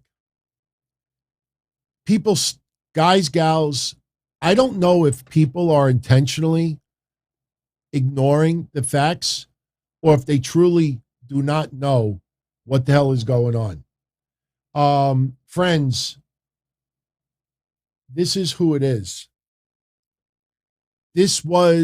I kind of hinted to it earlier when I said Mei Yang. That is Karen Q. She is the one playing this character. So when people out there are saying NXT is so boring that people are falling asleep, this is a fucking plant. She is Mei Yang. She is Karen Q. This is a character. This is not a fan that keeps falling asleep at NXT. It is a running joke. So if any of you out there are seeing other people that think they are so freaking hilarious, showing close-ups of her, saying, look, NXT is so boring that she fell asleep. Could you please let them know that it is a character on this show? Please. Now, I will admit, I'm a little surprised that they got rid of the Mei Yang character. I thought the vaping stuff was stupid, but I still, for the last 24 hours, I'm saying to myself, there's no way that people are this ignorant about it. I think people are intentionally ignoring the facts just so they could bash it. Does that sound familiar? Happens all the time. But yeah, that is a character. I definitely needed to make sure that I mentioned that. All right. Now we can officially close the show. Good night, everybody.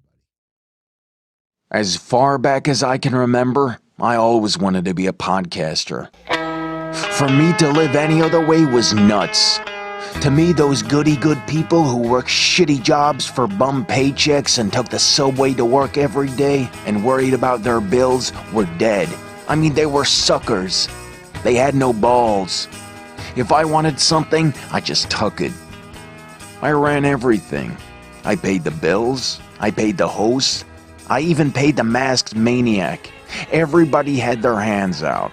Everything was for the taking. We always called each other good fellas. You would always hear from somebody. You're gonna like Don Tony. He's alright. He's a good fella. He's one of us. But if you're part of my crew, nobody ever tells you they're gonna get rid of you. It doesn't happen that way. There weren't any arguments or curses like in the movies. See, your haters come with smiles. They come as your friends, the people who've claimed they care the most for your life. And now that's all over. And that's the best part. Today everything is different. There's lots of action. I don't have to wait around for everything like everyone else. Oh, I didn't get the vaccine? Fuck you, vaccine me. Oh, your delivery guy has COVID? Fuck you, feed me. Right after I moved here, I ordered egg noodles and ketchup, and I got spaghetti with meat sauce. I'm no longer an average nobody, while they get to live the rest of their lives like a bunch of schnooks.